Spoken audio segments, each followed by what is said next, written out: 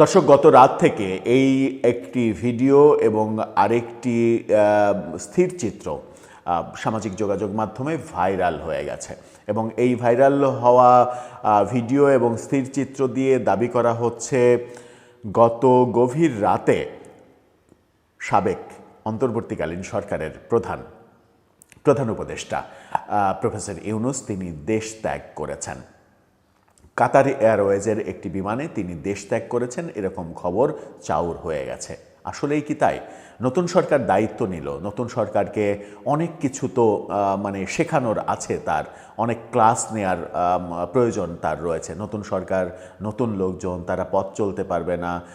বাংলাদেশটাকে কিভাবে চালাতে হয়, কোন পথে চালাতে হবে, কিভাবে বাংলাদেশে হিংসার রাজনীতি প্রতিষ্ঠিত করতে হবে, কিভাবে মবের রাজত্ব কায়েম করেছিলেন তিনি এবং সেই মবকে অব্যাহতভাবে চালাতে হবে, কিভাবে তার সরকারের সমালোচনা করলে সাংবাদিকদের সন্ত্রাস বিরোধী আইনে জেলে ভরতে হবে, এই পার্টগুলো তো নতুন সরকারকে তার খাতা কলমে দিয়ে যাওয়ার কথা। না দিয়ে যেতেই নতুন সরকার তাকে বিদায়ী সম্বর্ধনা দেবে ঘটা করে, হয়তো সংসদ ভবনের দক্ষিণ প্লাজায়, সেই প্রিয় জায়গায় তার সেখানে একটা বিদায় সম্বর্ধনা হবে। সেখানে অন্তত পক্ষে 1 কোটি লোকের সমাগম হবে, 1 কোটি মানুষ এসে তাকে বিদায় অশ্রুসিক্ত নয়নে বিদায় দেবে। কিন্তু সেই বিদায় দেওয়ার আগেই তিনি কেন চলে যাবেন?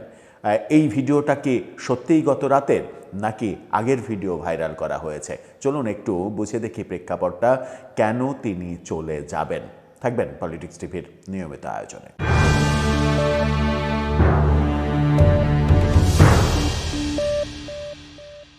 দর্শক, প্রফেসর ইউনূসের ওই ভিডিওর কথা বলছি, যে ভিডিও ভাইরাল হয়েছে। এই ভিডিওর বাইরেও আরে একটি ছবি ভাইরাল হয়েছে, যেখানে বলা হচ্ছে যে গত রাত 3টা 5 মিনিটে কাতার এয়ারওয়েজের একটি বিমানে তিনি দেশ ত্যাগ করেছেন। একটি স্টিল ছবি ভাইরাল হয়েছে। সেই স্টিল ছবিটা দেখুন, সেখানে মনে হচ্ছে তিনি, তার সাথে তার মেয়ে, আর মাস্ক পরে যিনি দাঁড়িয়ে, তাকে অনেকটা বিনিয়োগের ম্যাজিক ম্যান, যিনি বাংলাদেশটাকে বিনিয়োগে ভরে দিয়েছেন, সেই আশিক চৌধুরীর মতো লাগছে। আমি নিশ্চিত না তিনি কিনা। এটা যে বিমানবন্দরের ছবি এটা নিশ্চিত, কিন্তু এটা আমি নিশ্চিত নই যে এই ছবিটা গত রাতেরই ছবি। কারণ অনেক কিছুই তো বাংলাদেশে, অনেক গুজবই তো ছড়ে, অনেক গুজব ছড়ানো হয়। আমি এখন পর্যন্ত বিশ্বাস করতে চাই যে তিনি দেশে আছেন, তিনি দেশেই থাকবেন, দেশে তার একগাদা প্রতিষ্ঠান, সেই প্রতিষ্ঠানগুলো দেখাশোনা করবেন। কারণ দায়িত্ব শেষ করার ওই রাতেই যদি তিনি চলে যান, তাহলে যত সমালোচনায় তিনি গত 1.5 বছর পড়েছেন, তার চাইতে 100 গুণ সমালোচনায় তিনি পড়বেন, তার এটা জানার কথা। তাহলে তিনি কেন যাবেন? আমরা গতকালকেই দেখেছি আদালতে রিট হতে গণভোটের রায় বাতিল করার রিট, অর্থাৎ আদালতে রিট হওয়া শুরু হয়েছে। ধারণা করা হচ্ছে প্রফেসর ইউনূস সরকারের আমলে নেয়া বহু অবৈধ সিদ্ধান্তের ব্যাপারে আদালতে এখন একের পর এক রিট হতে থাকবে, এবং একের পর এক রিট হতে থাকবে তখন প্রফেসর ইউনূস সরকারের আমলে সংবিধান বিরোধী হাজারো অধ্যাদেশ, সংবিধান বিরোধী নানা আইন, নির্বাহী ক্ষমতায় আওয়ামী লীগকে নিষিদ্ধ করা, সারা দেশে মবের রাজত্ব বাস্তবায়ন করা, ইল্লিগাল ওয়েতে বহু সিদ্ধান্ত বাস্তবায়নের চেষ্টা করা, গায়ের জোরে বহু আইন সংশোধনের চেষ্টা করা, 1971 সালের মানবতা বিরোধী অপরাধের জন্য গঠিত আদালতে রাজনৈতিক প্রতিহিংসার শিকার হয়ে রাজনৈতিক প্রতিহিংসা চরিতার্থ করার জন্য শেখ হাসিনার যে বিচার, সেই বিচার ওই আন্তর্জাতিক আদালতে করা, যে আদালতে শেখ হাসিনা রাজাকারদের বিচার করেছিলেন, রাজাকারদের খুশি করার জন্য শেখ হাসিনাকে বিচার করা, এরকম অনেক অভিযোগ রয়েছে। অনেকে বলেন শেখ হাসিনার বিচার আলাদা আদালতে হতে পারত, নিয়মিত আদালতে হতে পারত, কিংবা যদি অতি উৎসাহ কাজ করত তাহলে তার জন্য বিশেষ ট্রাইব্যুনাল গঠন করা যেত।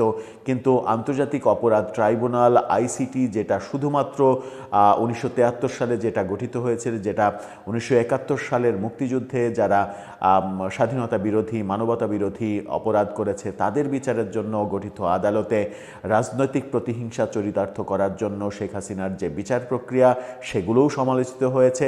শেখ হাসিনার বিচার প্রক্রিয়া শেষে তার যে মামলার রায় দেওয়া হয়েছে সেই রায় নিয়ে হিউম্যান রাইটস ওয়াচ সহ বিভিন্ন আন্তর্জাতিক সংগঠন বিচারের প্রক্রিয়া নিয়ে প্রশ্ন তুলেছে,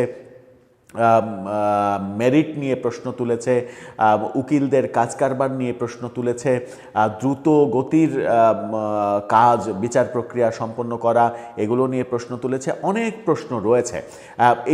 এই ব্যাপারগুলো আলোচনা করলে হয়তো অনেকগুলোই আওয়ামী লীগের পক্ষ থেকে অভিযোগ এগুলো মনে হবে, কিন্তু আন্তর্জাতিক মহল যখন কথা বলে কোনো বিষয়ে তখন ওই বিষয়টা আসলে এড়িয়ে যাওয়া যায় না। প্রফেসর ইউনূস তাহলে যদি চলে যেয়ে থাকেন তাহলে কি ব্যাপারটা এরকম তিনি ভাবছেন যে মানে অনেক বিষয়েই এখন একের পর এক আদালতে রিট হতে থাকবে এবং তিনি বিপদের মধ্যে পড়ে যাবেন? তিনি 666 কোটি টাকা কর মওকুফ করে নিয়েছেন, তার বিরুদ্ধে রিট হবে এটা নিশ্চিত। তিনি তার মামলা সরকারের ক্ষমতা ব্যবহার করে তার বিরুদ্ধে মামলা বাতিল করে নিয়েছেন, তার বিরুদ্ধে রিট হতে পারে। তিনি মানে অবৈধভাবে তার গ্রামীণের অনেকগুলো প্রতিষ্ঠানের লাইসেন্স নিয়েছেন, তার বিরুদ্ধে রিট হতে পারে। গ্রামীণ ব্যাংকের যে মালিকানা, সরকারের অংশের মালিকানা 25%, সেই 25% থেকে সরকারের মালিকানা 15% কমিয়ে মাত্র 10% করেছেন, সেই ব্যাপারে রিট হতে পারে। অনেক কিছু হতে পারে। সেই অনেক কিছু তাকে যেন এই শেষ বয়সে এসে ফেস করতে না হয় সেই কারণেই কি তিনি চলে গেলেন? যদিও আমি এখন পর্যন্ত বিশ্বাস করতে চাই যে এই ছড়িয়ে পড়া এই ভিডিও, যে ভিডিওতে তড়িঘড়ি করে, ভিডিওটা আরেকবার দেখে আসুন।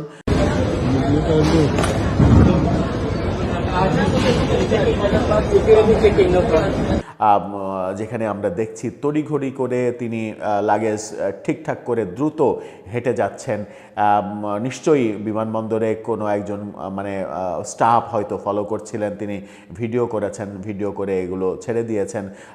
মানে যে স্টিল ছবি, সবথেকে মজার ব্যাপার যেটা স্টিল ছবি যেটা আমরা দেখছি সেখানে মেয়েকে নিয়ে, সম্ভবত মেয়েই তিনি, আমি নিশ্চিত না, ছবিটা অনেক বেশি অস্পষ্ট। আর মানে প্যান্ট শার্ট পরে আছে মেয়েটা, সেহেতু বোঝা যাচ্ছে না তার মেয়েই কিনা, মেয়ে নাকি নাতি নাকি কে আমি নিশ্চিত নই। কিন্তু এই যে নিঃসঙ্গ, তার নিঃসঙ্গ ছবি, তার কোনো প্রোটোকল নেই, তার সঙ্গে কোনো সফর সঙ্গী নেই, গত 1.5 বছরের যে রাজকীয় মানে ব্যাপার স্যাপার সেই ব্যাপারগুলো নেই, কয়েক ঘন্টার ব্যবধানে এই যে একা হয়ে যাওয়ার ব্যাপারগুলো, যদি এটা গত রাতের ছবি হয় তাহলে ব্যাপারটা এটাই প্রমাণ করে যে ক্ষমতার দাপট, ক্ষমতার বাহাদুরি বেশি দিন থাকে না।